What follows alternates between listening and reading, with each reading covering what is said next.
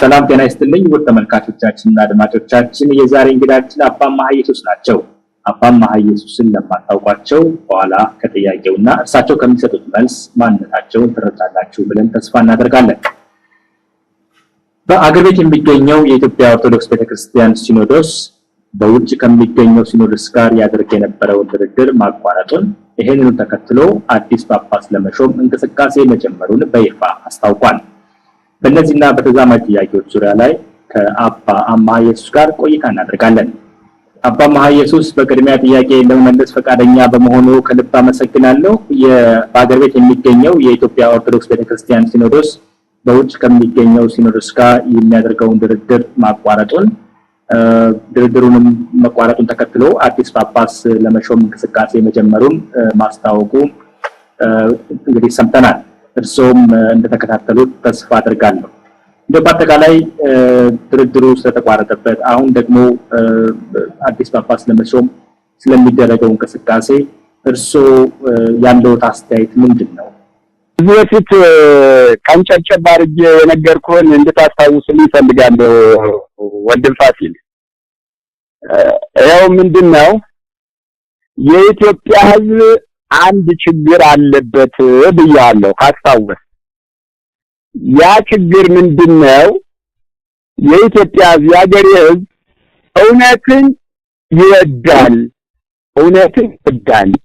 ግን አይቀበልም፣ ውሸትን ይጠላል ግን ይሰማል የሚል ኃይለ ቃል ነግሬያለሁ አስታውስ። በዚህ መሰረት አሁንም እኔን ማንም ይወቅም አይወቅም ያ የራስ ጉዳይ ነው። እኔ ራሴን አውቀዋለሁ። ምናልባት የምናገረው ቃል ፋሲል ከበድ ሊላችሁ ይችላል። ከበድ ስለሚላችሁ ሊያስደነግጣችሁ ይችላል እና ልታቀርቡትም ላታቀርቡትም ትችላላችሁ። ግን እውነትን የምትፈልጉ ከሆነ እውነትን እነግራችኋለሁ። ደግሞም እውነትን መፈለግ እንዳለባችሁ አምናችሁ ነው እኔን መጠየቅ ያለባችሁ እንጂ እንደሌላው ሰው ትርኪ ነገር ለመስማት ከፈለጋችሁ ባትጠይቁኝ ይሻላል። ለመጀመሪያው ከጠየቃችሁኝ አይቀር እውነቱን ነው የምነግራችሁ እውነት ደግሞ ማቅረብ ከመብታችሁ ግዴታችሁ ሊሆን እንደሚችል ማወቅ አለባችሁ። በዚህ መሰረት የኢትዮጵያ ሕዝብ እምለውን የሚሰማይ ከሆነ እውነትን እንደሚፈልግ ሁሉ እውነትን ይውደድ ይቀበል፣ ውሸትን እንደሚጠላ ሁሉ ውሸትን አይስማ አይቀበል። ስለዚህ አሁንም እውነት ነው የምናገረውና አዳምጠኝ በመላው ዓለም ያለው የኢትዮጵያ ሕዝብ ነው የምልህ። ስለዚህ ስለ ኢትዮጵያ ኦርቶዶክስ ተዋሕዶ ቤተክርስቲያን ስለ ሁለት መከፈልና ከተከፈለች ያው ለ21 ዓመት ወደ 22ኛ ዓመት የርነ ነው ቆይታለች። አሁን ደግሞ እርቀ ሰላም ተጠይቋል። እርቀ ሰላሙ ግን ያው የህፃናት ጨዋታ የናስካብ ወይም የምቧይካብ እንደምንለው ሆኗል እና እስካሁን ድረስ ግን በያጣጫው የሰሰማ የኢትዮጵያ ቤተክርስቲያን በመላው ዓለም ከአፍሪካ እስከ አውሮፓ እስከ ሰባቱ አህጉር ያለው እርቅ ይደረጋል፣ እርቁ ይሰፍናል፣ እርቁ ይሳካል እያለ ያወራል። ቅዠት ነው ፋሲል፣ ቅዠት ነው የሚያወራ። ለምን አያውቀውም ህዝቡ? ምኑን ነው የማያውቀው? በቤተ ክህነት ዙሪያና በቤተ መንግስት ዙሪያ ያለውን ችግር አያውቅም ህዝባችን። አያውቅም። እንዲያውቅ የሚያደርገው ኃይል ወይም መምህር የለውምና ልባርክ። ስለዚህ አሁን እርቁ መጀመሪያኛ እዚህ ሲጠይቁ ብዙ ሰዎች ጠይቀውኛል። አይሳካም። እንዴት ነው የሚሳካ አቶ ፋሲል? እንዴ ለምንድነው የኢትዮጵያ ህዝብ አርቆ የማያስብ? በምን ታምር ነው የሚሳካ? አይሳካም። ለምን ብትለኝ ያ እርቅ ከተደረገ ብፁዕ ቅዱስ ፓትርያርክ ርዕሰ ሊቃነ ጳጳሳት ዘኢትዮጵያ አቡነ መርቆሬዎስ ወደ ኢትዮጵያ መጥተው በጉልበት በመሳሪያ በፖለቲካ ኃይል የተሻረው የጳጳስ መንበር ተመልሶ ከመንበራቸው ሊቀመጡ ነው ከታረው። እሳቸው ደግሞ እንዲቀመጡ አዲስ አበባ ያለው ቤተ ክህነት ሲኖዶስ የሚባለው ነው እኔ አላውቀውም። ሲኖዶስ የሚባለው ሆነ መንግስት የሚባለው የአቡነ መርቆሬዎስ መምጣት መመለስ መቀመጥ አይፈልግም። ለምን? መጀመሪያ ከመንግስት ጋር ተስማምተው ነው የወጡ አቡነ መርቆሬዎስ አይደለም፣ አልተስማሙም። ያሰሯቸው አልቻሉም። እናውቃለን። አቡነ መርቆሬዎስ ከፕትርክናቸው በመወረዱ በፍላጎት ወረዱ እየተባለ ተነግሯል፣ ተጽፏል። እኛ 83 ዓመተ ምህረት አስቀድመን ነው የምናውቀው። እናቶ ታምራት ላይ እንዳወረዷቸው እንዳወረዷቸው ለምንድን ነው የምወርድ? ሲኖዶስ ነው የሾመኝ፣ ሲኖዶስ ያውርደኝ ሲሉ ብፁዕ ቅዱስ አቡነ መርቆሬዎስ አቶ ታምራት ላይ ምንድን ነው ያላቸው? ቤተክርስቲያኗ ለሚደርስባት ችግር ተጠያቂ አይደለንም ነው ያላቸው። ልንገርህ፣ ቤተክርስቲያኗ ለሚደርስባት ችግር ተጠያቂ አይደለንም አቶ ታምራት ላይ አቡነ መርቆሬዎስን ሲያስፈራራ። ያ ማለት ምንድነው? አቡነ መርቆሬዎስ ባይወርዱ በዛን ሰዓት ቤተክርስቲያንን መንግስት በቀጥታም ሆነ በተዘዋዋሪ ይመታ ፈልጓል። ስለዚህ እኚህ ሰውዬ ደግሞ ታምራት ላይ እንዲህ ካስፈራራቸው ያላቸው ድል ለህዝቡ ሰላም ሲሉ፣ ለቤተክርስቲያኗ ሰላም ሲሉ፣ ለሀገር ጸጥታ ሲሉ አረ እኔ በጉልበት ከሆነማ ከማን ጋር ገጥማለሁ ብለው ወረዱ፣ ተሰደዱ። ከተሰደዱ በኋላ አሁን ባጭሩ ላሳጥርና እርቅ ሲባል እንግዲህ እንዲመለሱ ነው እንጂ ላይመለሱ ተመልሰው ከመንበር ላይ ላይቀመጡ ምን አይነት እርቅ ነው? የጨዋታ እርቅ ነው እንዴ? የመለኮት መንበር፣ የእግዚአብሔር መንበር፣ የቅዱሳን ሐዋርያት መንበር፣ የእስክንድርያ የማርቆስ መንበር ተጥሶ ተደፍሮ አቡነ መርቆሬዎስ ተመልሰው በገዳም ይቀመጡ፣ በተወሰነላቸው ቦታ ይቀመጡ፣ መንበረ ፕትርክናቸውን ማግኘት አይችሉም የሚል እርቅ የምን ጨዋታ ነው? በማን ነው የሚጫወቱ? እና ስለዚህ እርቁም አይሳካው ለምንድነው? ባጭሩ አቡነ መርቆሬዎስ ከተመለሱ መንበር ሊቀመጡ ነው። መንበር ላይ የተቀመጡ ደግሞ ከመንግስት ጋር ተስማምተው ሊሰሩ አይችሉም። በዛውም ለአቡነ መርቆሬዎስ መልእክት አስተላልፈልኝ። እንዲያው እርቅ ተብለው ቢጠየቁስ ሊታረቁ ነው ወይ? እሺ ታረቁ፣ ለሀገር ሰላም ታርቀው ግን ወደ መንበር ሊመለሱ ነው ወይ? አይመለሱም እንጂ ቢመለሱስ እንዴት አድርገው ሊሰሩ ነው ብለህ ጠይቃቸው። እስቲ ጠይቃቸው ምን መልስ እንደምታገኝ። እንዴት አድርገው ሊሰሩ ነው? ያሰሯቸዋል ወይ? ወይስ መተው ከኢትዮጵያ ሕዝብ ጋር ሊጣሉ ፈለጉ? ወይስ እንደገና ከመንግስት ጋር ሊጣሉ ፈለጉ? እንዴት ነው የወያኔ ወይም የኢህአዴግ ወይም የብአዴን በለው የህወሓትን በለው የማንም የኦህዴድን በለው መንግስት እንዴት አድርጎ ነው አቡነ መርቆሬዎስ ከመንበር አስቀምጦ የሚሰራ? እቀመጣለሁ እሰራለሁ ካሉ ደግሞ ያው የእግዚአብሔር መልእክተኛ፣ የእግዚአብሔር ባለሟል፣ የእግዚአብሔር እንደራሲ፣ የእግዚአብሔር ታማኝ፣ የእግዚአብሔር አገልጋይ ሳይሆኑ ዛሬ ኢትዮጵያ ውስጥ ተቀምጠው ቤተክርስቲያንን ህዝበ ክርስቲያንን እንደሚያውቁት የእግዚአብሔር መልእክተኞች ሳይሆኑ የመንግስት ቅጥረኞች ሆነው አገርን ቤተክርስቲያንን እያተራመሱት እንዳሉት ጳጳሳት ሊሆኑ አምሯቸው ካልሆነ በቀር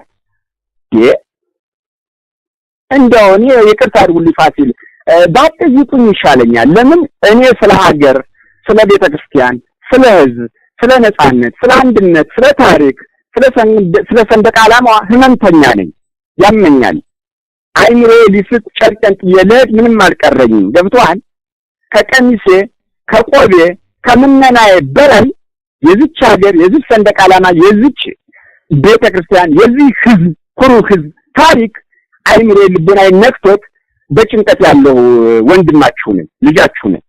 እና እርቁ አይሳካም፣ ሊሳካ አይችልም። መጀመሪያ እኔ እስቅ ነበር፣ አሽካካ ነበር እንደ በረሃ ቆጥ። ጨዋታ ነው ግራቀኝ የሚጫወቱት እና የማይሳካበት ትልቁ ነገር የሰዎቹን ባጭር ሳስቀምጥልህ የእግዚአብሔር መልእክተኞች ቢሆኑ ይሳካ ነበር። አየህ፣ የእግዚአብሔር መልእክተኞች፣ የእግዚአብሔር እንደራሲዎች፣ የእግዚአብሔር ባለሟሎች ቢሆኑ ይሳካ ነበር። ግን እነዚህ ሰዎች የእግዚአብሔር መልእክተኞች ሳይሆኑ የመንግስት ቅጥረኞች ናቸው። የመንግስት ቅጥረኞች ስለሆኑ የመንግስትን ስራ ነው የሚያስፈጽሙ። የመንግስትን ቃል ነው የሚቀበሉ። የመንግስትን ቃል ነው የሚያስፈጽሙ። የመንግስት ረጅም ክንድ አለባቸው። የመንግስት ረጅም ምላስ አለባቸው። የመንግስት አስፈሪ አይን አለባቸው። የመንግስት ደቋሽ ከርም አለባቸው። ስለዚህ ከእግዚአብሔር ይልቅ ምድራዊ መንግስት የሚፈሩ ጥቁር ለባሽ ጳጳሳት ናቸው። እየተሳደብኩ አይደለም። የኢትዮጵያ ሕዝብ ልብ አድርግ፣ እየተሳደብኩ አይደለም። አልሳደብም። እንኳን ጳጳሳትን ተራ ዱርዬ የሚባለውን አልሳደብም። የመሳደብ ዕውቀቱም ብቃቱም አቅሙም ሞራሉም ፍላጎቱም የለኝም። ዓላማዬም አይፈቅድልኝም። ግን ተግሳጽ ነው የምገስጸው፣ ዘለፋ ነው የምዘልፈው። እና የመንግስት መልእክተኞች የመንግስት ቅጥረኞች ስለሆኑ ከእግዚአብሔር መልእክተኛነት የወጡ ስለሆነ መንፈሳዊ ነገር አያስቡትም። የሚያስቡት የስጋ ጥቅማቸውን ነው፣ የስጋ ህይወታቸውን ነው። እኒህ ሰዎች በስጋ ጥቅም የተሳሰሩ ናቸው፣ የተቆላለፉ ናቸው። የስጋን ግንብ የሚገነቡ ናቸው፣ የነፍስን ወይም የሃይማኖትን ወይም የሰማይን ግንብ ሳይሆን የምድራዊ መንግስትን ትእዛዝ የሚያስፈጽሙ ናቸው። የምድራዊና የሰማይን መንግስት የመለኮትን ትእዛዝ የሚፈጽሙና የሚያስፈጽሙ ሳይሆኑ ይግባ እና ስለዚህ ልብ ሊኖራቸውማ ከግብፃውያን ከኮፕቲኮች ከእስክንድራውያን ይማሩ ነበር። ኮፕቲኮች ጳጳሳት ግብፃውያን እስክንድራውያን ጳጳሳት የእግዚአብሔር መልእክተኞች ስለሆኑ ከመንግስት አዛዥነትና ታዛዥነት ውጭ ስለሆኑ ቤተክርስቲያናቸውን ምዕመናኖቻቸውን የራሳቸውን ስልጣን ጠብቀው አስጠብቀው ይኖራሉ። አየህ ዛሬ ቤተክርስቲያንን መንግስት ነው የሚያሽከረክራት፣ መንግስት ነው የሚመራት። ሲኖዶስ ወይም ጳጳሳት ሳይሆኑ ይባል ጳጳሳት ብራቸውን ከመብላት በመኪናቸው ከመሽከርከር የወር ደመወዛቸውን ከመጠበቅ በስልጣናቸው በኢትዮጵያ ማህይም ሕዝብ ከመከበር በቀር ምንም ስልጣን ስራ የላቸውም። የኔ ጌታ ለዚህ ደግሞ ተምረናል ብለዋል። ተምረው ከሆነ አውቀናል እናውቃለን ይላሉ። አውቀው ከሆነ ዳዊቱን ጧት ማታ ይደግሙታል። እየደገሙት ከሆነ አስቀድሞ ነብዩ ዳዊት ትንቢት ተናግሮባቸዋል። ወንድም አለ ትንቢት ተናግሮባቸዋል። አይሁን በመዝሙር 49 ነው ከቁጥር 1 ጀምሮ ቢያነቡ ያገኙታል። ዳዊቱን እነሱ የበለጠ የተማረው የለም የሚደግሙት ከሆነ ወይም ቢደግሙትም ምስጢሩን የሚያውቁት ከሆነ በመዝሙር 49 ከቁጥር 1 ጀምሮ እስቲ ይመልከቱት። ስለማን የተጻፈ? ስለነሱ ነው። ይሄው ምንድነው ባጭሩ አንድ ቃል ልንገርህ። አስተጋቡ ሁለቱ ጻድቃኑ እለ ይገብሩ መስዋዕተ ዘበጉ የሚል ኃይለ ቃል አለ። አስተጋቡ ሁለቱ ጻድቃኑ እለ ይገብሩ መስዋዕተ ዘበጉ። ይህ ምንድነው? ነብዩ ዳዊት አስቀድሞ በዚህ ዘመን ስለሚመጡት የሃይማኖት አባቶች፣ የሃይማኖት መሪዎች፣ የሃይማኖት ባለሟሎች፣ የሃይማኖት ባለአደራዎች ስለሚባሉት ከዲያቆን እስከ ጳጳሳት ስላሉት ስለ ቤተክርስቲያን አስተዳዳሪዎች የተናገረባቸው ትንቢት ነው። ይሄው ምንድነው? እነሆ በዛን ሰዓት ለእርሱ ማለትም ለእግዚአብሔር ለፈጣሪ ንጹሃንን ደጋጎችን ቅዱሳንን ካህናቱን ሰብስቡለት ማለትም መስዋዕቱን ቅዳሴውን ሰዓታቱን ማህሌቱን ሁሉ ሰዓትን ጠብቀው ዕለትን ጠብቀው ቀንን ጠብቀው መርጠው የሚሰውለትን የሚቀድሱለትን የሚያመሰግኑትን የሚያገለግሉትን እውነተኛ ቅዱሳን ካህናትን ሰብስቡለት ነው ያለ። ስለዚህ ትንቢት የተነገረላቸው ቅዱሳን ካህናት፣ ቅዱሳን ዲያቆናት፣ ቅዱሳን ጳጳሳት በትንቢቱ መሰረት ጊዜው ደርሶ እስኪመጡና እውነተኛ ቤተክርስቲያንን ተረክበው እውነተኛ መስዋዕት እስኪሰው እውነተኛ ጻድቃን ሕዝብን ክርስቲያንን የሚያገለግሉት እስኪመጡ ድረስ አሁን ያለው በሙሉ በቤተክርስቲያን ውስጥ የተጎደጎደው የዲያብሎስ አሻንጉሊት ነው። የዲያብሎስ መሳሪያ ነው። የዲያብሎስ አገልጋይ ነው። አንድ ነገር ልንገር ወንድም አለም ትሰማኛለህ? ይሰማለሁ። አዎ በ1983 አይሚን ይቅርታ በ1986 ጎንደር አምልጬ አዲስ አበባ ተይዤ ማዕከላዊ እንደታሰርኩ ምንድነው የተባልኩ? አንድ ባለስልጣን አለ፣ ስሙን መግለጽ አንፈልግም። ለምንድን ነው የማትተወን አለኝ። ለምንድን ነው የማትተወን? ተወን እባክህ እንስራበት አለኝ። ምን አደረኳችሁ አልኩትኝ።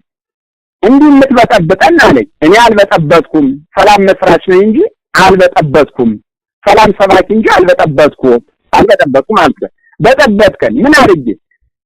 አንተ እያለህ ማነው ይቅርታ ጳጳሳት እያሉ አንተ የምታስተምር ምንድን ነው ያለኝ አለ። እንካን የኢትዮጵያ ሕዝብ ይስማው እንዴ! ጳጳሳት እያሉ አንተ የምታስተምር ምንድን ነው አለኝ። እንዴ በለኔ ጌታ ጳጳሳት እንዲያውም ለማስተማር አልተቀመጡም ለቡራኬ ላስተዳደር እንጂ አልኩት። ይህን ማለቴ ውሸቴ ነው። ከሱ ጋር ብዙ መነጋገር ስላልፈለኩ ነው ባጭሩ ላስቀረው ብዬ እንጂ ማስተማርም ግዴታቸው ነው። አብቷል ግዴታቸው ነው። ሃይማኖትና ቤተክርስቲያን ባረመኔ ባይዛብ እየተከበበ ጳጳስ ባራኪና አስተዳዳሪ ነው ተብሎ ዝም ብሎ ቢሮ ታጥፎ አይቀመጥም። ተብሏል። ሰዓቱን እያዩ ለስብከት መውጣትም ግዴታቸው ነው እና እኔ ግን ባጭር ለማስቀረብ ባለስልጣኑን ጳጳሳት ለቡራኬና ለአስተዳደር የተሾሙ እንጂ ለማስተማር የተሾሙ አይደሉም፣ የተቀመጡ አይደሉም። ለማስተማር እኛ ልጆቻቸው አለን፣ ስራዬ ነው ማስተማር፣ እኔ መባረክ ማስተዳደር የጳጳሳት ነው አልኩኝ። ደግሞ ማን ነው እንጂ ብሎ የነገረ? ያስተምራሉ፣ ያስተዳድራሉ፣ ይባርካሉ ማለት ይሄን ካመንክም ጥሩ፣ ግን ከማስተማሩ መባረኩና ማስተዳደሩ የሚቀድማቸው የለም የተው ስለውና ጳጳሳት እያሉ አንተም ታስማ አንተ ለምንድን ነው ገዳም አርፈማ ትቀመጥ አለ። ያየ ገዳም አርፈማ ትቀመጥ ሲለኝ እኔም ባሰብኝና አይ ጳጳሳትማ እንዲያውም ልንገራ አልኩት እንዳያስተምሩ በመንግስት እጅ ተይዘዋል ያልኩት እዛው እስር ቤት እያለሁ። እንዴት አለኝ? እንዳያስተምሩ በክናሽን በመሳሪያ ተወድረዋል፣ እጅና እግራቸውን ተይዘዋል። ስለዚህ እንዴት ነው ደፍረው የሚያስተምሩ? እነሱ የፈሩ እንደሆነ እኛ ዝም ልንል ነው ወይ ያልኩት። መስዋዕትነት ለመክፈል ገባ ታዲያ። እና እነዚህ ሰዎች ፋሲል የእግዚአብሔር መልእክተኞች አይደሉም። የመንግስት ቅጥረኛ ስለሆኑ የመንግስትን ስራ ነው የሚያስፈጽሙ እና ከመንግስት ቃል፣ ከመንግስት እጅ፣ ከመንግስት አይን ሊወጡ አይችሉም። ስለማይችሉ የእርቅ በታምር ሊሳካ እንደማይችል ቀድመን እናውቃለን እና እርቁ የጊዜያ የመጫወቻ የማታለያ የዘመን ማራዘሚያ የእድሜ ማራዘሚያ ነው እንጂ የማይሆን ነው እንደማይሆንም እናውቃለን። አቤት እንግዲህ እስቲ አንዳንድ ነገሮችን ብናየው አሁን የኢትዮጵያ ኦርቶዶክስ ቤተክርስቲያን አዲስ አበባ ያለችው መቀመጫዋ ዛሬ በሰጠችው መግለጫ ላይ እርቁ ያልተሳካው በውጭ ያለው ሲኖዶስ የስድስተኛው ፓትርያርክ የአቡነ ጳውሎስ ማለታቸው ነው። በእሳቸው ባለፉት 20 ዓመታት በሙሉ የሰሩትን ስራ መዘንጋት ይሆናል።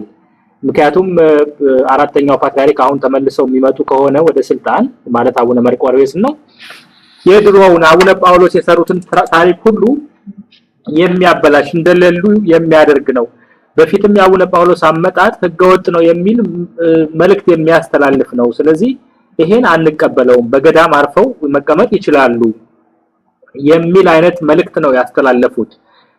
እንግዲህ ዋናው ምክንያታቸው ያለፈውን የአቡነ ጳውሎስን ታሪክ ያበላሻሉ የሚል ነገር ነው። እርሶ ይሄ እንዴት ይመለከቱታል? የአቡነ ጳውሎስን የ20 ዓመት ታሪክስ እንዴት ነው የሚያዩት? የእስራኤል አምላክ አንተ ምን ታረግ? የምትሰማውን ነው የምትጠይቅ። የአቡነ ጳውሎስ ታሪክ እኮ የተበላሸ ዛሬ አይደለም እንዴ? የአቡነ ጳውሎስ ታሪክ የተበላሸ እኔ ምን ልንገርህ ነው ጌታ። አቡነ መርቆሬዎስ ተረስቶ የሲኖዶስ ሕግ ፈርሶ የሊቃውንት ጉባኤ ፈርሶ የኦርቶዶክስ ተዋሕዶ ሃይማኖት ተለውጣ እንዴ እሳቸው ከአሜሪካ ወደ ኢትዮጵያ መጥተው በመንግስት ኃይል ከመንበር ሲቀመጡ እኮ ነው የአቡነ ጳውሎስ ይቅርታ የአቡነ አይደለም ይቅርታ አይን ቃል ለኢትዮጵያ ሕዝብ አስተማለኝ የአባ ጳውሎስ ነው ምን አቡነ ሲል አባታችን የሚል ቃል ነው። አየህ አባታችን የሚል ነው። እኔ እሳቸውን በአባትነት አልቀበልም። ይሄን የኢትዮጵያ ሕዝብ ይማር። አቡነ የሚለው በልምድ ነው። አቡነ ያልኩ አሁንም በልምድ ነው እንጂ የአባ ጳውሎስ ታሪክ አባ ይባላሉ በግልነታቸው በምንኩስናቸው እንጂ አቡነ ማለት እኔን አይመለከቱም። አባታችን ቢል ልጠራ አልችልም። እና አባ ጳውሎስ ታሪካቸው ገና የሲኖዶስ ሕግ ፈርሶ የሊቃውንት ጉባኤ ፈርሶ የኦርቶዶክስ ተዋሕዶ ሃይማኖት ከኦርቶዶክስ ሃይማኖት ወደ ቫቲካን ወደ ሮም ወደ ካቶሊክ ሃይማኖት እንድትለወጥ ግፊት ሲያደርጉ ሮም ሄደው ለሮሙ ጳጳስ ሲሰግዱ ሲባረኩ ነው እኮ የሳቸው ታሪክ የፈረሰ። እሳቸው በመጀመሪያ ምን ታሪክ አላቸው? በኢትዮጵያ ኦርቶዶክስ ተዋሕዶ ቤተክርስቲያን በ20 ዓመት ውስጥ ታሪክ የላቸውም። ከዛት የነበረውን ታሪካቸውን አላውቅም። እዛው አሜሪካ የነበረው ይወቅላቸው እና የሳቸው ታሪክ ጥንትም የፈረሰ ነው። እና ምንድነው ወደ ጠየቀኝ ስንመለስ 4 ብለን 5 5 ብለን 6 እንላለን እንጂ ወደ ኋላ 5 4 3 እያልን አንመለስም ብለዋል እና አቡነ ሕዝቅኤል የሚባሉት አንብቤዋለሁ በየመጽሔቱ። ታሪክ ይበላሻል ብለዋል። የተበላሸ ተምረው ከሆነ አዋቂ ሆነው ከሆነ በእግዚአብሔር መንፈስ ቅዱስ በእውነት ታሪክ ተመስርተው ከሆነ ታሪክስ የሚበላሽ በዚያው ሲቀጥሉ ነው። ፋሲል የሲኖዶስ ሕግ ፈርሶ የመንበረ ማርቆስ ሕግ ፈርሶ የፍትሐ ነገሥት ሕግ ፈርሶ በፈረሰው ሲቀጥሉ ከፈረሰ ወደ ተናደው ከተናደው ወደ ተደረመሰው እየገቡ መሆኑን ይወቁት የነጌታ። እንዲያው እውነትም እንዳልኩ አዋቂ ከሆኑ ታሪክ ተስተካከለ፣ ታሪክ ተስማማ፣ እውነት ተመለሰ የሚባለው አራተኛው ጳጳስ ወደ ጥንት መንበራቸው ቢመለሱ ያ አምስተኛ ጳጳስ የነበረው የአባ ጳውሎስ ታሪክ እንደ ብልሽነቱ እንደ መጥፎነቱ ተይዞ ይወራል። በመጥፎነት አየህ፣ በመጥፎነት ይወራል፣ በብልሽነት ይወራል። ሲወራ ግን አራተኛው ጳጳስ ወደ ሕገ መንበራቸው ተመልሰው ነው። ሳይመለሱ ግን ስድስተኛ እንምረጥና እናውራ ቢሉ ድርብርብ ብልሹ ታሪክ እንደሚያወሩ ይወቁታል። ድርብርብ ብልሹ ታሪክ ስርዓት ሕግ ሰርተው እየሄዱ እንደሆነ ይወቁት ነው የምለው። እንግዲህ አባታችን ብዙ ጊዜ በኢትዮጵያ ኦርቶዶክስ በኩል የመንግስት ጣልቃ ገብነት በከፍተኛ ደረጃ ይታያል። በዚህም የተነሳ እርቁ እንዳይካሄድ እንቅፋት ሆነዋል በማለት እርሶም ተናግረዋል። ሌሎችም አስተያየት ይሰጣሉ። በሌላ በኩል ደግሞ በህዝቡ በኩል ይሄን ጉዳይ ለመቃወም ደፍሮ ሲወጣ አይታይም።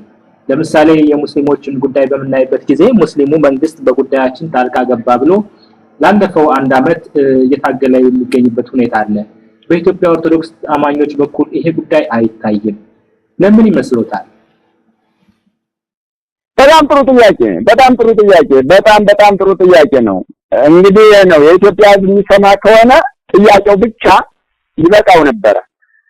አዎ የኢትዮጵያ ህዝብ ለምን ያስላታል ለሃይማኖቱም አይዋደቅ ካልከኝ አንፃር አንደኛ የኢትዮጵያ ህዝብ ሁሉን ዝም ብሎ ለእግዚአብሔር ትቶ እግዚአብሔር ይስፋው የሚል ነው። ይሄን ያዝልኝ፣ እግዚአብሔር ይስፋው፣ እሱ የወደደውን ያድርግ፣ የፈቀደውን ያድርግ፣ እኛ ምን አታገለን ብሎ ሁሉን ለእግዚአብሔር የሚሰጠው ህዝብ ነው የኛ ህዝብ። ይሄ ደግሞ ያሳዝናል በጣም። እግዚአብሔር አይምሮ ሰጥቶናል፣ ልቦና ሰጥቶናል፣ ህሊና ሰጥቶናል፣ አይን ሰጥቶናል፣ እጅ እግር ሰጥቶናል። ልንሰራበት ነው፣ ልንጠቀምበት ነው። ከንፈራችንን ክፉ ሳይሆን ደግ ልንናገርበት፣ ስንበደል ልንጮህበት፣ ልንናገርበት፣ ልናስተጋባበት ነው ከንፈራችንን የሰጠን፣ ምላሳችንን አንደበታችንን የሰጠን፣ እጃችንን እግራችንን እንዲሁ። ግን የኛ ህዝብ እንደው ዝም ብሎ ሁሉንም ለእግዚአብሔር ባለው አቅም መታገል መዋደቅ እስከ መስዋዕትነት መክፈል ሲችል ሃይማኖቱ ሲጣስ፣ ሀገሩ ሲፈርስ፣ ታሪኩ ሲናድ፣ ሰንደቅ ዓላማው ሲዋረድ፣ የጣዖት ምልክት ሲደረግበት፣ ከሰማይ የተሰጠ የቃል ኪዳን ምልክት ከምድር እንደተገኘ ሆኖ ሲነገርለት፣ ከአምላክ የተሰጠ ከሰው እንደተገኘ ሆኖ ሲነገርለት፣ ሃይማኖታዊ ሰንደቅ ዓላማ ሳለ ፖለቲካዊ ሰንደቅ ዓላማ ሆኖ ሲውለበለብበት ሲነገርለት፣ ሁሉንም እግዚአብሔር ይፍታው እያለ ባለ ዕውቀት በድንቁርና ለእግዚአብሔር የሚሰጥ ያልተማረ ህዝብ ነው። ደንቆሮ ህዝብ ነው ብለው ሰደበን ይላል፣ አዋቂ ግን ገሰጸን እውነት እኮ ነው ይላል። እና ያልተማረ ያላወቀ ህዝብ ነው። አንድ ሁለተኛ ደግሞ የኢትዮጵያ ክርስቲያን ዝም ያለበት ምክንያት ልንገርህ፣ ከሃይማኖቱ ከቤተ ክርስቲያኑ ከመስቀሉ ከታቦቱ ከጽላቱ ከነሱ ይልቅ ለወዱ አድሯል። ወገኔ ህዝቤ ለወዱ ተገዥ ሆኗል። ተወዱ አልፎ ለልጆቹ ለቤቱ ተገዥ ሆኗል። ልጆቹ ቢሞቱስ ቤቱ ቢፈርስስ ቢወረስስ አየህ ለወዱ ተገዥ ሆኗል። ለቤቱ ለልጆቹ ተገዥ ከእግዚአብሔር ይልቅ አይ እስርን ፈርቷል፣ ሞትን ፈርቷል፣ ስደትን ፈርቷል ከሃይማኖቱ ይልቅ። በጠቅላላ በሁሉ ነገር የአገሬ ህዝብ ወገኔ መኩሪያዬ ኩሩ ህዝብ ኩሩ ክርስቲያን የተባለው ፈርቷል። እንግዲህ ኃጢአቱ ያስፈራው አላውቅለት። በጥቅሉ ግን የኢትዮጵያ ኦርቶዶክስ ተዋሕዶ አማኝ ህዝበ ክርስቲያን የወድ ተገዥ የጥቅም ተገዥ እስርን የሚፈራ ይፈራ ለቤቱና ለልጆቹ ቀድሞ የሚያስብ ከእግዚአብሔር ይልቅ መንግስትን የሚፈራ ከሰማያዊ ሞት ይልቅ ምድራዊ ሞትን ምድራዊ ስደትን ምድራዊ መከራ የሚፈራ ስለሆነ ዝምታን መርጧል። ዝምታው ግን ከዕለት ዕለት ውርደትን፣ ጥቃትን፣ ሽንፈትን እያጎናጸፈው ነው። ይህ ደግሞ መጨረሻ ላይ የመጨረሻ ውድቀትን እንጂ ትንሣኤን፣ እድገትን፣ ክብርን አያስመጣለትም። ይሄ ነው። አመሰግናለሁ አባቴ። አንድ ሌላ ጥያቄ እዚህ ጋር ተያይዞ ልጠይቅዎት። እንግዲህ የኢትዮጵያ ህዝብ ይሄን ጉዳይ በከፊልም ከፍርሃትም ልበለው እርስዎ እንደገለጹት በከፊልም ያው ልጆቼ ቤተሰቤ ከማለት አንፃር ላይነሳ ይችላል። ግን በሌላ በኩል ደግሞ የእናንተ የአባቶቹ ሚና ህዝቡን እንዲነሳ ለሃይማኖቱ እንዲሞት የማድረጉ የማስተማሩ ነገር ኃላፊነቱ በእናንተ ነው እና እንደው ምን ያህል ኃላፊነቱን ተወጥተዋል? ሌሎች አባቶችስ ምን ያህል ተወጥተዋል? ምክንያቱም ዞሮ ህብረተሰቡ የሚያስተምረው ከሌለ ምንም ማድረግ አይችልምና እንደው ሶስ እንዴት ነው ይሄን ነገር የሚያዩት? በእናንተ በኩልስ ይሄ ነገር አስተምራችሁታል ወይ? አዎ ልነግርህ ነበረ በጥያቄ አመጣልኝ ሐሳቤን። ይኸውልህ ፋሲልዬ ነገር ያመጣዋል። የልቤን እሳት ነው አውቀህ የቀሰቀሰኝ። በእኔ በኩል እንዳልከው የአባቶችን ዘዴት ላድርገውና በእኔ በኩል ልምጣ። ህዝቡ አሁን እኔን ምን እንደሚለው ታውቃለህ? ህዝቡ እኔን ምን እንደሚለው ታውቃለህ? አንዳንዱ ከማዘን ነው፣ ለኔ ከማዘን ከመቆርቆር ለኔ ከመጸጸት የተነሳ ይገሉታል፣ ያስሩታል፣ ያፍኑታል፣ ያሳድዱታል፣ መከራውን ያሳዩታል እያለ ከማዘን የተነሳ እባክህ ተው ዝም በል በቃ እግዚአብሔር የወደደውን ያድርግ፣ ጊዜው ደርሶ ፍርዱን እስኪሰጥ የሰማይ አምላክ ዝም በል በቃ ለማን ብለህ ነው የምትሰቃይ የሚል አለ። እንዲህ የሚያስቡትን እግዚአብሔር ያስብላቸው። ግን የኢትዮጵያ ህዝብ እንዲሰማ የሚፈልገው እኔ ከቆቤ ከቀሚሴ ከምነናዬ ይልቅ እንዳልኩ መጀመሪያ የሀገሬ ጉዳይ፣ የቤተክርስቲያኔ ጉዳይ፣ የህዝቤ ጉዳይ፣ የወገኔ ጉዳይ፣ የታሪካችን፣ የአንድነታችን፣ የነጻነታችን፣ የመብታችን፣ የህልውናችን፣ የሉዓላዊነታችን የመስቀላችን ነገር ነው የሚበልጥብኝ። ይሄን የኢትዮጵያ ህዝብ ወጥ እስከ መጨረሻ መቃብር እስኪገባ ለሚበልጥብኝ ነገር እታገላለሁ። ግማሹ እንዲህ ስለያዝንልኝ ሌላው ግን የሚለው አየህ ተመልከት፣ እንኳን በፍላጎቱ ለሃይማኖቱ ሊነሳ ይገርማል። እኔ እየዞርኩ ሴት ሳስተምረው ዛሬም ስፈልለው አንተ ምን አገባህ? ተመልከት፣ አንተ ምን አገባህ? ዝም ብለህ ቁጭ ማትል አርፈህ ማትቀመጥ እንዴ? መነፍሴ ቄስ ከፖለቲካ ምን አገባው? ተመልከት፣ ከፖለቲካ ምን አገባው? ስለ ሀገር ምን አገባው? ይባርክ መነፍሴ ቄስ መቀደስ ማቁረብ እንጂ ከሌላ ነገር የሚገባ ምን ገደደው? አርፈህ ቁጭ ማትል የሚል አታላይ ህዝብ ነው። አይ ከባርነት ልታወጣው ስትል፣ ከክደት ልታወጣው ስትል፣ ከኃጢአት ልታወጣው ስትል ሀገርህን ወቅ፣ ወገንህን ወቅ፣ ታሪክህን ወቅ፣ ሃይማኖትህን ወቅ፣ ደብርህን ወቅ ብለህ መስዋዕትነት እየከፈልክ ስታስተምረው ኦሮማ ፖለቲከኛ አይደለ፣ ይሄማ የመንግስት ተቃዋሚ አይደለ፣ ይሄማ የመንግስት ተቃዋሚ መልእክተኛ አይደለ እያለ የሐሰት የታርጋ ስም የሚለጥፍልህ ህዝብ ሆኗል። ህዝብህ ወንድሜ የሚያሳዝን ሰዓት ነው ያለውበት። አንተ ቄስ አንተ መነኩሴ ነህ ምን ጥልቅ አረጋ አርፈህ ማትቀመጥ እያለ ተስፋ የሚያስቆርጥ ነው ህዝባችን። እንኳን ይፋው ወደፊት ሊለኝ እንኳን አይዞህ እንኳን እኛ እያለን ባንኖርም አይዞህ ሊል ቀርቶ ተስፋ የሚያስቆርጥ ነው። እየበላህ እየጠጣህ ኑር ሙት የሚል እንጂ ያለው ዛሬ ለነጻነት እየተዋጋህ እየተራብክ ክብር ነጻነትን ይዘህ ሙት የሚል አይደለም። እና ስመጣል ወደ ጠየቀኝ ባጭሩ እኔ በበኩሌ እግዚአብሔር ይመስገን ምንም በቂ ባይሆንም የሚመሰክረው ይመሰክራል።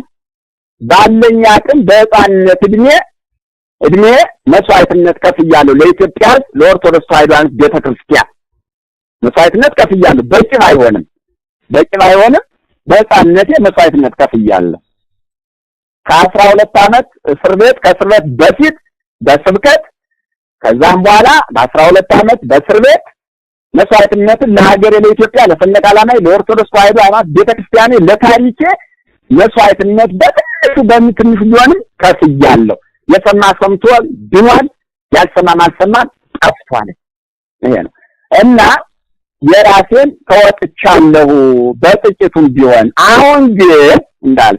አሁን ግን አይዞ ወገኔ ክርስቲያን ተነስ፣ በርታ፣ ግፋ፣ ታገል፣ ድማ፣ ውደቅ፣ መስዋዕትነት ክፈል እንዳለው የዩኒቨርሲቲ ተማሪዎች በዩኒቨርሲቲ ትምህርት ቤት በአደባባይ በአስፋልት ለሀገር ለነጻነት እየተሰዉ ነው። የሀገር ተረካቢዎች፣ የሀገር መሪዎች፣ የሀገር ባላደራዎች፣ እንቦቀቅላሎች፣ አዳጆች መስዋዕትነት እየከፈሉ ነው እስከ ሞት ድረስ። አንተም ለሀገርህ ለቤተክርስቲያን ለደብርህ መስዋዕትነት እስከ ደምስ ማፈስ እስከ ሞት ድረስ ክፈል ማለት አንችልም በአሁኑ ሰዓት። ለምን ከዚህ ነግሬያለሁ። መድረክ ተዘግቶብኛል፣ መድረክ ተይዞብኛል፣ ቤተክርስቲያን ተዘግቶብኛል። ኢትዮጵያዊነትን እንዳላምን እንድክድ እያደረጉኝ ነው። በኢትዮጵያ በአገሬ እንዳልኖር እያደረጉኝ ነው። በስለላ እንጠበቅ የቁም እስረኛ ነኝ ልጃችሁ። በቃ እንኳን ልናገር እንኳን ላስተምር እምሄድበት የምወጣበት የምገባበት በሰላ የታጠርኩ ሰው ነኝ። ገዳምም አልኖርም፣ በተወሰነ ቦታም አልኖርም። ለዲፕሎማሲው ከተማ ብዬ አዲስ አበባ ነው የምኖረው። ብሞትም በወድቅም ያው ተመልካችና ሰሚ አይጠፋም ብዬ።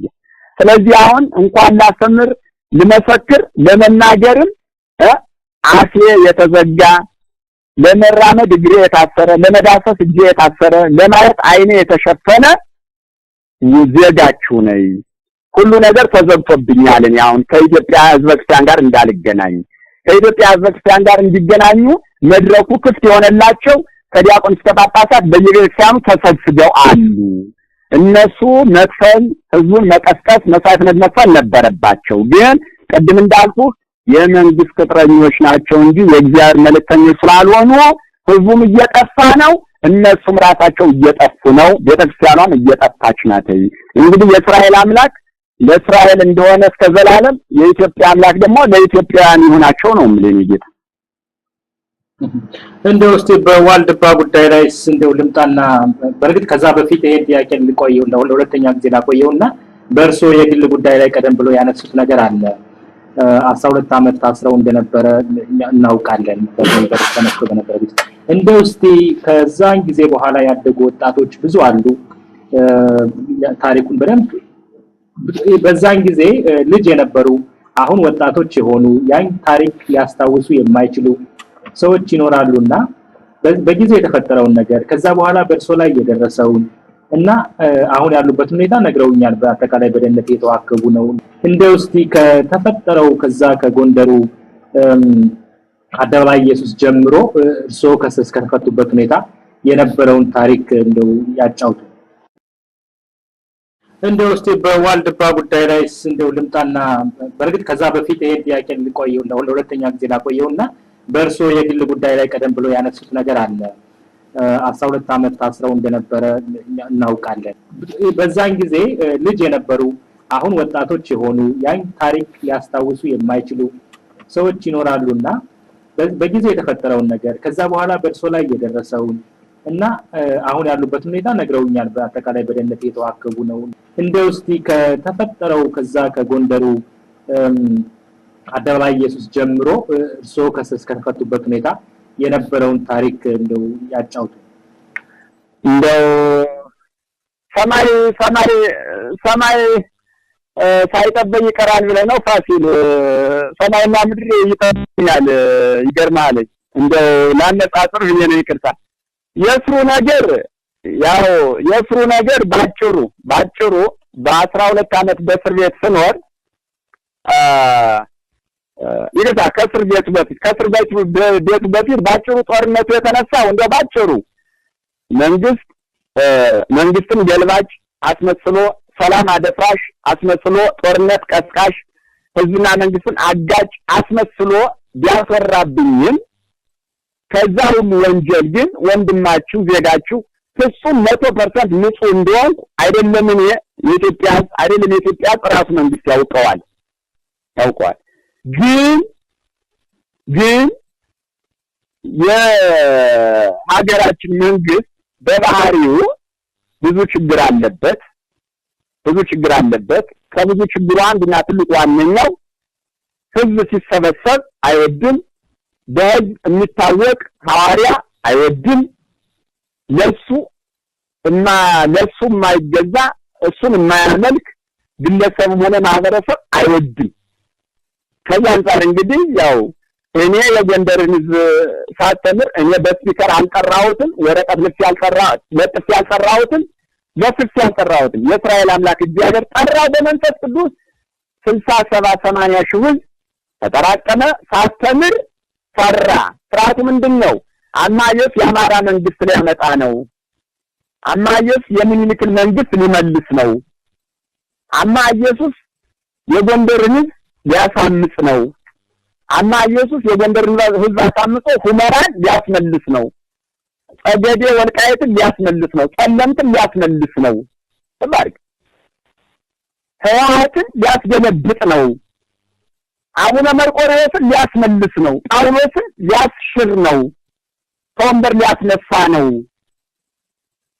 በሚል ሰበብ ዘወር አድርገው ደግሞ ከእስልምና ሃይማኖት ጋር ለማጣላት ለማጋጨት እስልምና ሃይማኖት በኢትዮጵያ እንዳይኖር የሚል ሰባኪ ነው።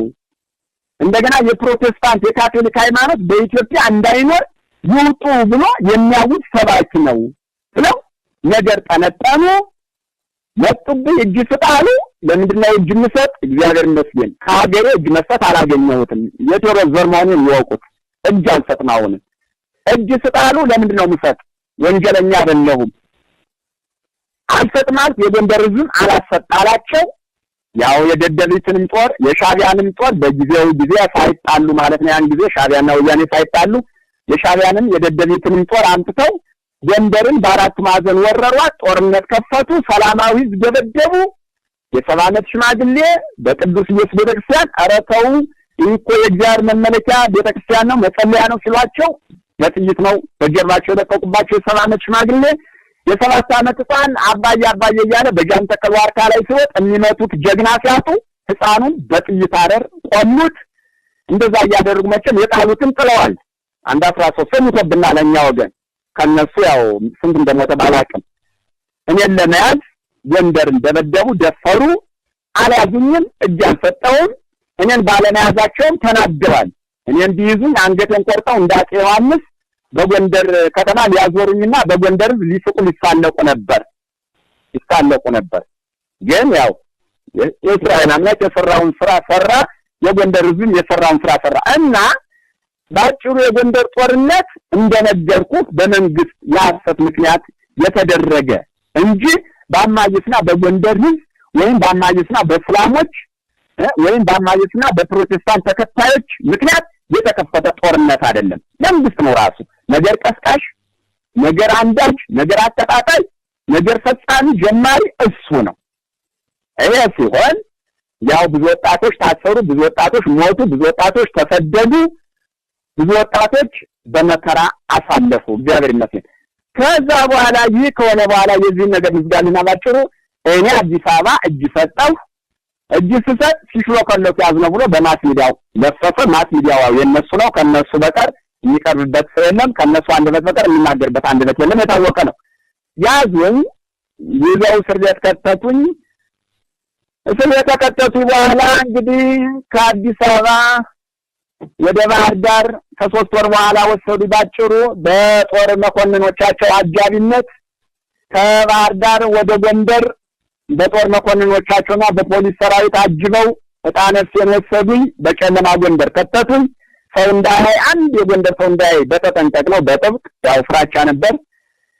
የወሰዱኝ በአውሮፕላን ነው። በአውሮፕላን የወሰዱኝ ለኔ ክብር አይደለም። በምድር ከወሰድነው አመጽ ይነሳል፣ አገር ያፍነዋል፣ ያስመልጠናል፣ ታጣቂም ካለ ከመንገድ ያስቆሞ ይወስድብናል ብለው ፈርተው ነው በአጠቃላይ። እና ጎንደር ከተቱ። ጎንደር ፋሲል 7 ወር አንደርግራውንድ ነው የቀበሩኝ። የዓለም ሕዝብ እንኳን መናገር ፈቃድ ያልነበረም ጊዜ ያለው ሁሉ የሚገለጽበት ነው። አንደርግራውንድ ያው ከተቱ፣ ጨለማ ውስጥ ጉድጓድ ውስጥ ያው መብራት አይታይም። ያው እንግዲህ ምንም የልንገር ወንድ ባለመዛ ውስጥ ያው በበሽታ ተለክቶ የወጣው ሰውነት ያውን ሲፈልግ ፓራላይዝ ይሆናል፣ ሲፈልግ ይለቀኛል። እንግዲህ የበሽታ መናኸሪያ የበሽታ መጀመሪያ እስር ቤት አገኘው ማለት ነው። ያው 7 ወር ከስሚንቶ ያስተኙ፣ ምንጣፍ የለም፣ ልብስ የለም። አይጥ ካለበት የበረዶ ስሚንቶ ከሆነ ከረሃብ ጋር ከስድብ ጋር ከጨለማ ጋር ያው 7 ወር አኖሩኝ። ለአንድ 50 ቀን ያህል በእግር ብረት ጠፍረው አሰሩኝ። እንግዲህ ልባር ከበላይ ወታደር ነው፣ ከበታቸው ወታደር ነው፣ ከግራ ከቀኝ ከፊት ከኋላ አፈሙዝ ነው የተወደረብኝ። እንደዛው ነው ያው ጉድጓድ ውስጥ ነው ብያለሁ። እንኳን 7 ወር 7 ሰዓት ጨለማ ውስጥ ገብተህ ስትወጣ አይንህ ድርግም ብሎ ይጠፋል። አይንህ ድርግም ብሎ ይጠፋል። ይሄ ግልጽ ነው። አምላካችሁ ግን የኢትዮጵያ አምላክ የእስራኤል አምላክ አይኑንም ጠብቆ አለው ያለው። ከ7 ወር በኋላ ዛቤት አውጥተው ያው ወደ ወይን ቤት ከተቱኝ። ወይን ቤት ከተው በ3 አመት ካቆዩ በኋላ በ3 አመት ፍርድ ቤት አቀረቡኝ። በ3 አመት ፍርድ ቤት ጎንደር አቀረቡ። ባጭራጭ ነው ነገር ካቀረቡ በኋላ በገዳይነት፣ በአቁሳይነት፣ በቀስቃሽነት ከሰሱኝ። በ3 ወንጀል ተከስሼ በወሩ ስቀጠር ሰድ እንደገና ገዳይነትን አንስተናል፣ አቁሳይነትን አንስተናል፣ በቀስቃሽነት ብለው ከሰሱኝ። ድሮም በውሸት ነውና የከሰሱኝ። አሳሪው፣ ከሳሹ፣ መስካሪው፣ ፈራጁ ማን ነው? የወያኔ መንግስት። ከዛ ውጭ ማንም ከሳሽም መስካሪም አሳሪም ፈራጅም የለብኝም ልንገርህ። ከዛ በቀስቃሽነት ተከሰስኩኝ። በቀስቃሽነት ተከስሼ ሳበቃ ሰድ በቀጠሮ እንደገና አንስተናል ተባልኩ። እንዴት? የበላይ ፌደራል መንግስት እኛንን የምናይ አይመለከታችሁም ተብለናል ብሎ የጎንደር ፍርድ ቤት አሰናበተኝ። ተመልከት። ከዛ እኔም ወንጀሉ የተፈጸመ በዚህ ድርጊቱ የተፈጸመ በዚህ የጎንደር ፍርድ ቤትም ፍርድ ቤት የመንግስት አካል ነው። ለምንድን ነው የማይፈጽም የማይልስል? እኛን አይመለከትም ፌደራል መንግስት ፌደራል ፍርድ ቤት እኛንን የምናይ ብሎ አሰናብቱ ብሎናል አሉ። አይ እንግዲህ እኔም ካንጋሮ ኮርት የይስሙላ ፍርድ ቤት ብዬ ወጣሁኝ። ምንም አታመጡም ብዬ አለቃ ተናግሬ ነው የወጣሁኝ። ድሮም የይስሙላ ፍርድ ቤት ነው የእውነት ፍርድ ቤት አይደለም ብዬ ነው የወጣሁኝ። ከዛ እንዲህ ስል ታጋዮች ዛቱብኝ። አሁንም ጠግቧል አልለቀቀውም አሉ። አልጠገምኩም። አዎ እውነት ግን እስከመጨረሻው አይለቀኝም አልኩ። ያው በፉክክር ነርነ ከ3 አመት በኋላ ባህር ዳር አመጡኝ። ባህር ዳር 9 አመት ያው ነው የቆየሁኝ። ከብዙ ከ30 የቀጠሮ ምልልስ በኋላ 17 አመት ተፈረደብኝ። 17 አመት ተፈረደብኝ። ይገርማል። 17 አመት ሲፈረድብኝ መስካሪዎችም ከሳሾችም ፈራጆችም አሳሪዎችም ያው የወያኔ መንግስት ናቸው ከዳኛው ጀምሮ እስከ መጨረሻው ብያለሁ።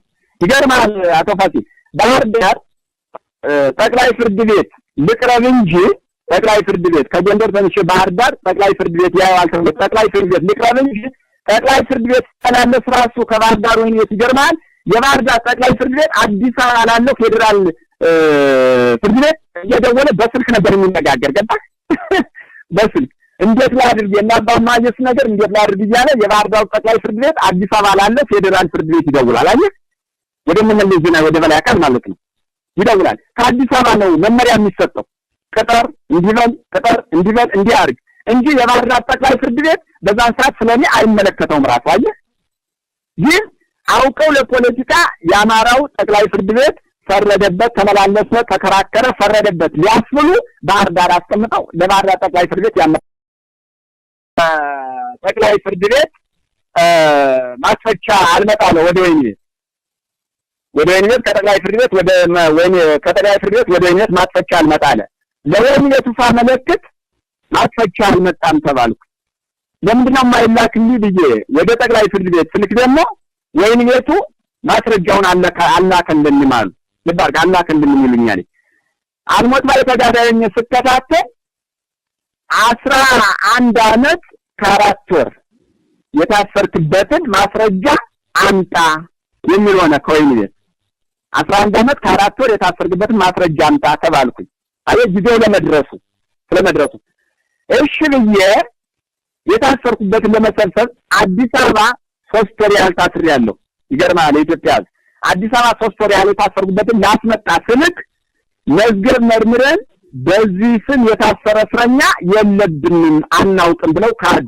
የኢትዮጵያ ዚታይ 3 ወር አዲስ አበባ በህግ ተይዤ በህግ ማረሚያ ቤት ማይከላው የቆየሁበት በመዝገብ ተመዝግቤ የቆየሁበትን የ3 ወር እስር እንዲህ የሚባል እስረኛ በዚህ ጊዜ የገባ የለም አናውቅም የለም መዝገብ ፈላልገን አገላብጠን ፋይል አይተናል አልተገኘም ብለው ዜሮ አድርገው መለሱብኝ። ለባል 3 ወር ውድቅ በል ከዛ አዝኜ ዝም አልኩኝ።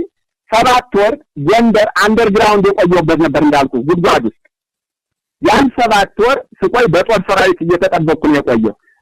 በጦር ሰራዊት እየተጠበቅኩ ልቆይ እንጂ ባህር ዳር አማራ ክልል ፖሊስ ኮሚሽነር ተቀብለው አጅበው እነ ተሰማ ገብረህይወት የሚባሉት ታልሞተ እና አቶ ተሰማ ገብረህይወት የባህር ዳር ፖሊስ ኮሚሽነር ኃላፊ ነው። እነሱ ናቸው ባለስልጣን አጅበው ጎንደር ወስደው ለጦር ሰራዊት አስረከቡ።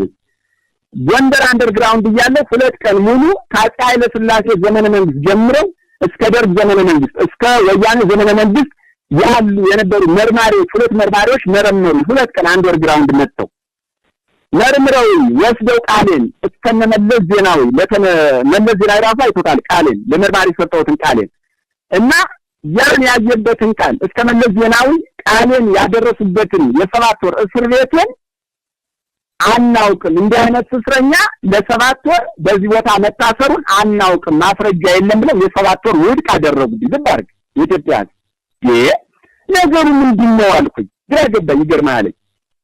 ምን ሰጡኝ? በጎንደር ወይን ቤት 3 ዓመት የቆየሁባትንና በባህር ዳር ወይን ቤት 8 ዓመት ነው ምናምን የቆየሁባትን ብቻ ሰጡኝ። ዝባርክ 7 ወር የአንደርግራውንድ 3 ወር የአዲስ አበባ እና የባህር ዳር ያንዳንድ ጣቢያ 3 ቀን 2 ቀን የቆየሁባትን ውድቅ አደረጉብኝ።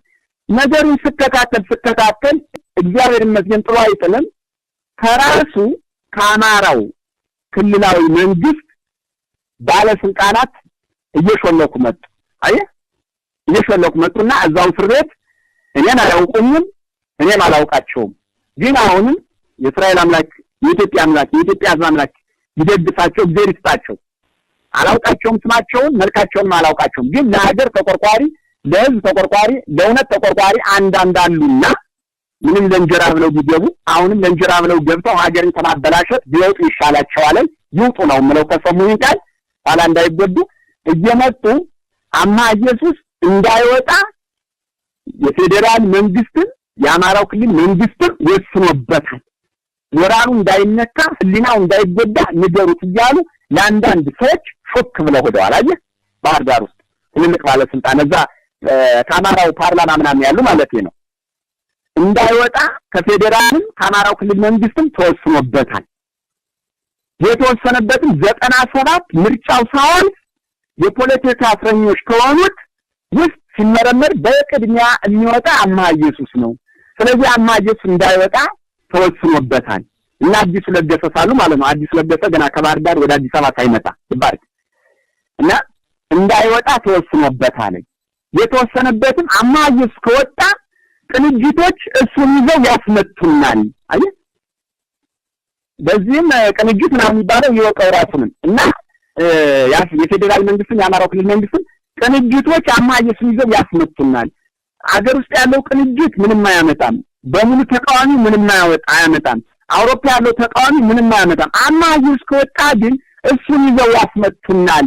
ስለዚህ እሱ እንዳይወጣ እኔ ከኔ ላይ ምን ፍራቻ እንዳላቸው ወንድማለም እግዚአብሔር ይግለጸው ነው ይገባኝ። ጦር የለኝም ወንድምህ ሰራዊት የለኝም ወይም እንደ ግራኝ መሐመድ ወይም እንደ አፄ ቴዎድሮስ ወዘተ ወይም እንደ ዮዲት ጎዲት መልካሙን ደጉም የሚወራልኝ ኃይል የለኝም። ባዶ ኩታራ ቀጫጫ ድቃቃ እድሜ ለግላጋ ልጅ ነኝ። ምን እንደሚያስፈራቸው ግን በእኔ ላይ አላውቅም። ይገርማል። ሲያስሩ የሚታሰር ሲገርፉ የሚገረፍ ሲደበድቡ የሚገለበጥ ሲያሳድዱ የሚሰደድ ኩታራ ነኝ እና እሱ ከወጣ የመንግስታችንን ምርጫ ያበላሽብናል። ምን እንደሚታያቸው አላውቅም። እና ስለዚህ ቅንጅቶች እሱን ይዘው ስለሚረብሹን እንዳይወጣ ልጁ አደገኛ ነው አሉ እዛ ባለስልጣናት። ስማንጠራም ግን አውቀዋለሁ። ከዛ ጥያቄ ተነሳ። እንዴ እሱ ቢወጣ ምንድነው ችግሩ? የሚያመጣው ችግር ምንድነው? ተመርምሮ ምንም ወንጀል እንደሌለው ታውቋል። ስለዚህ ለምንድነው ይሄን ያህል የሚያሰጋ የሚል ጥያቄ ተነሳ ከአማራው ክልል ምክር ቤት።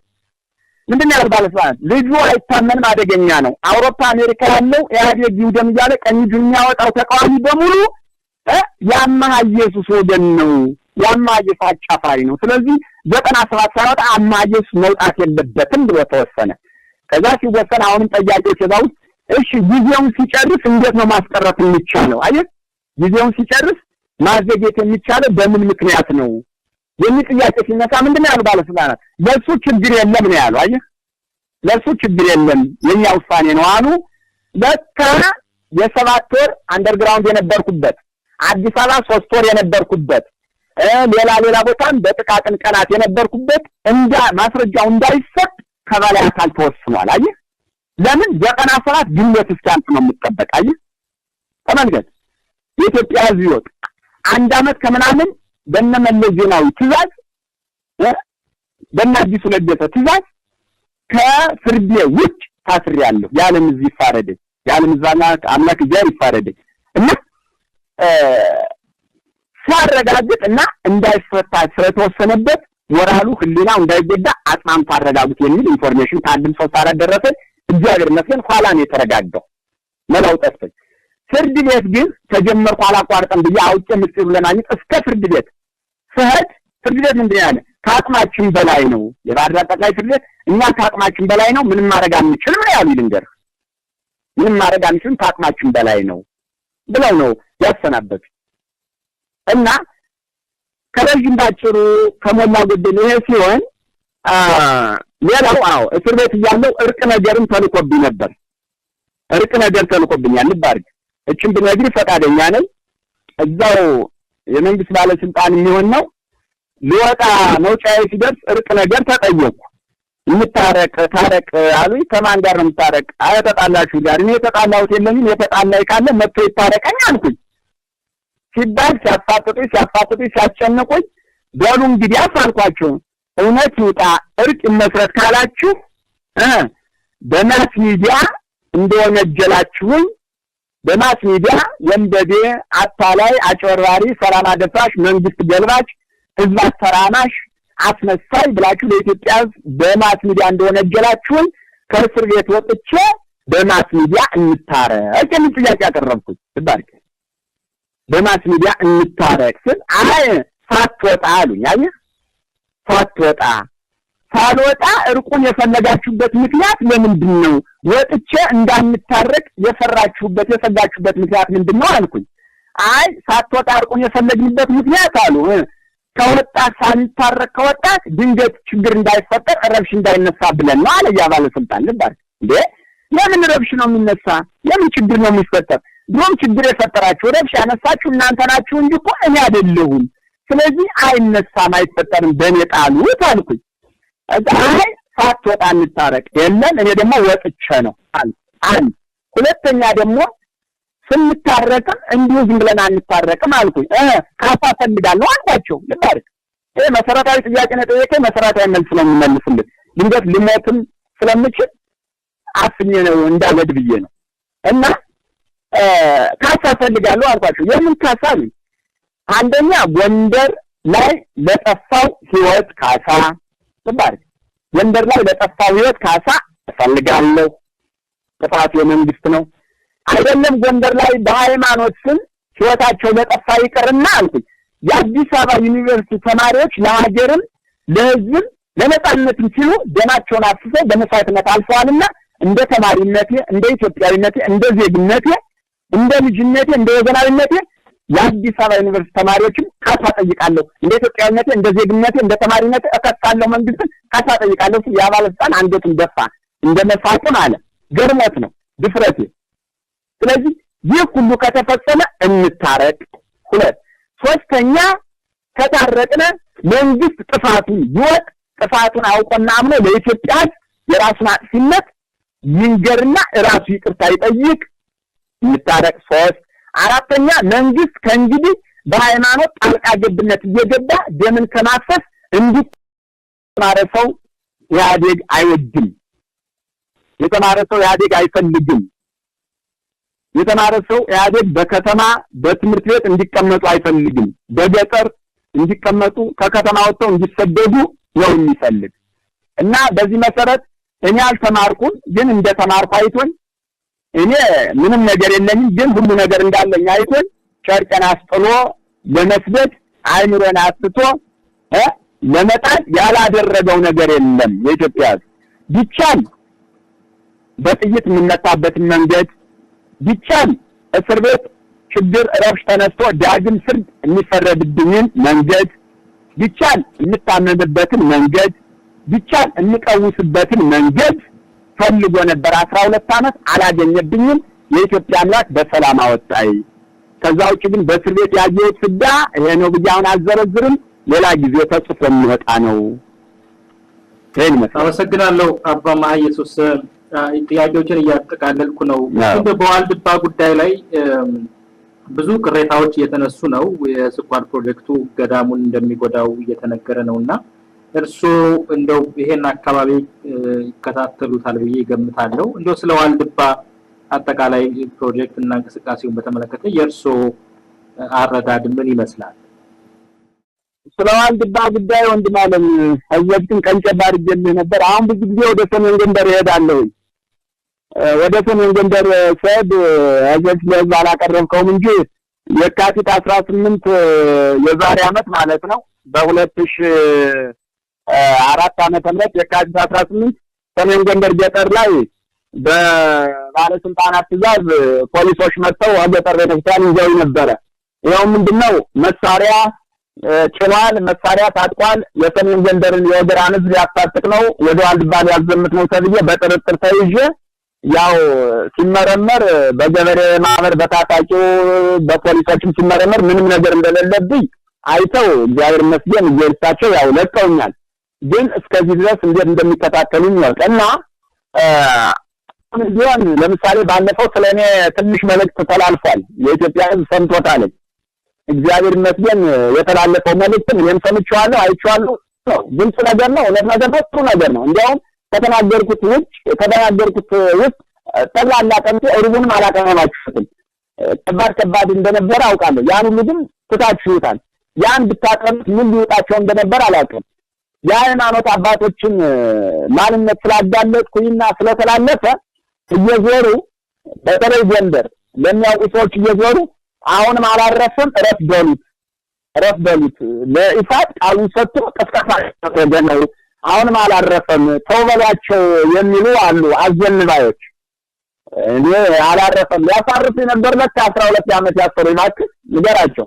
እኔ ለማሳረፍና ከኢትዮጵያ ፍቅር ከሃይማኖት ፍቅር ከታሪክ ፍቅር ሊያርቁ ነበር እንዴ 12 ዓመት ያቆይ?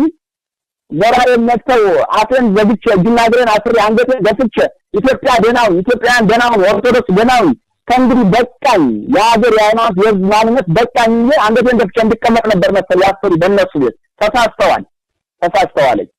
እንግዲህ እኔን ማሳረፍ የሚችሉ የእስራኤል አምላክ ኃይል አይስጣቸውና እኔን ማሳረፍ የሚችሉ ጉድጓድ ሲከቱ ነው።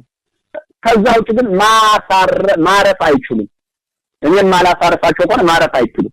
እና ወደ ዋልድባ ስመለስ አሁን ዋልድባ እዛው ቦታው አልሄድም። የኢትዮጵያ ህዝብ እንድታውቁልኝ የምፈልግ ለምን አይደለም ዋልድባ አሁን ችግር የተፈጠረበት በመላው በኢትዮጵያ በሰላማውያን ገዳም እንደ መቀመጥ አልችልም።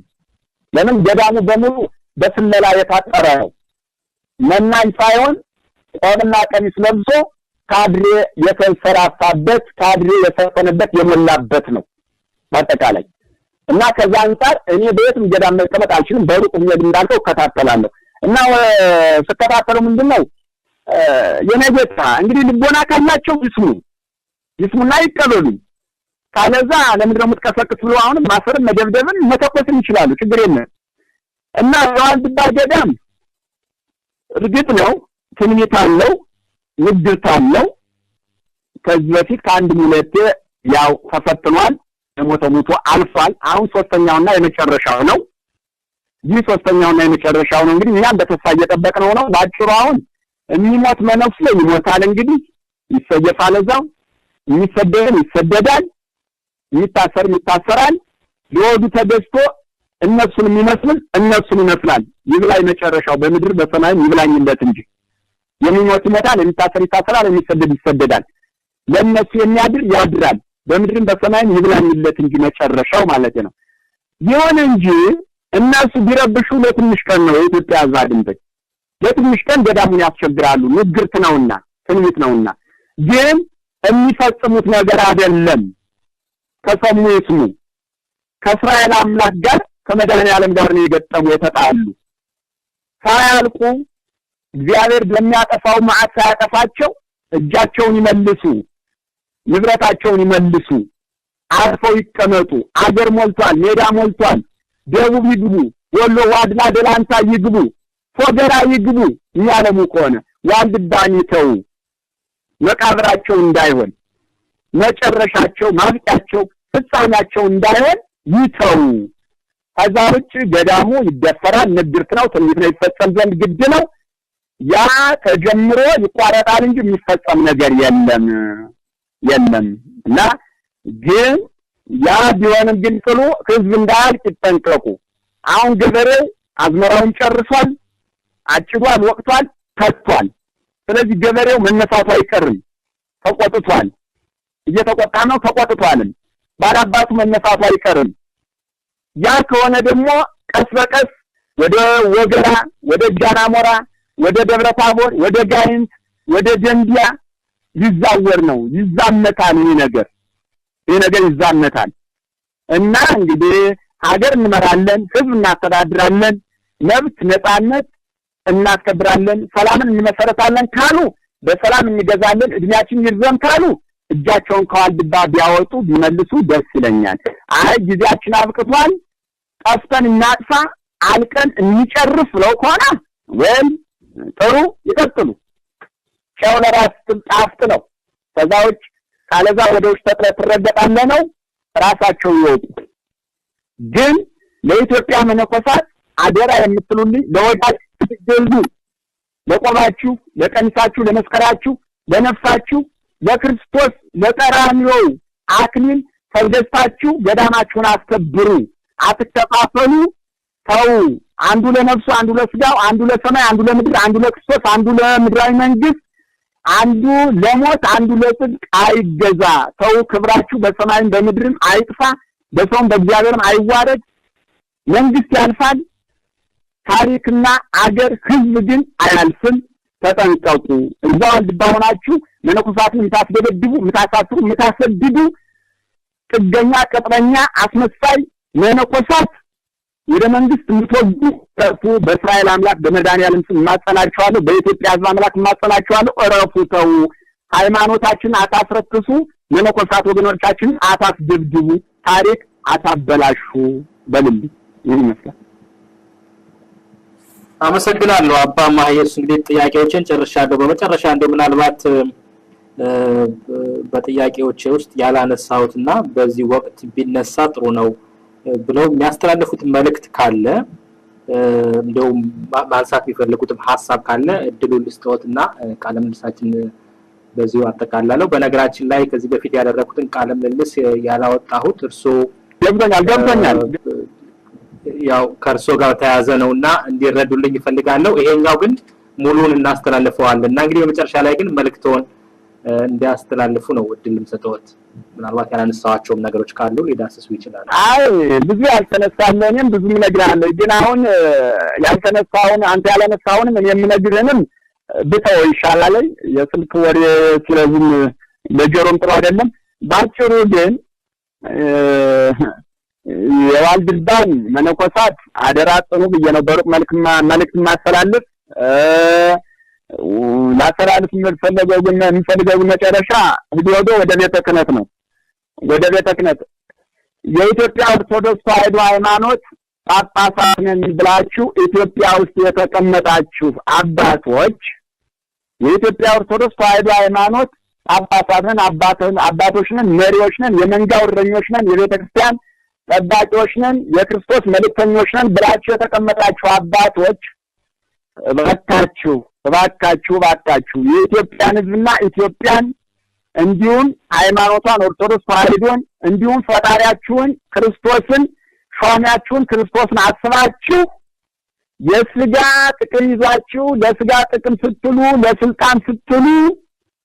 ለስልጣንና ለስጋ ጥቅም ስትሉ ለዓለማዊ ኑሮ ስትሉ ሃይማኖታችሁን ከምታስነቅፉ ራሳችሁን ከምታዋርዱ ክርስቶስ ከሚፈርድባችሁ ሀገር ከምታፈርሱ ያጥፋት መንግስትን ከምታስደስቱ ዘላለማዊ አምላካችሁን እግዚአብሔርን ከምታሳዝኑ ታሪክን ከምታበላሹ እባካችሁ ስለ እውነት ብላችሁ ከግብፃውያን አባቶችና እኛ ካለፉት ከሃይማኖት አባቶች ተምራችሁ እውነተኛ እርቅ መስርቱ፣ እውነተኛ ሰላም መስርቱ።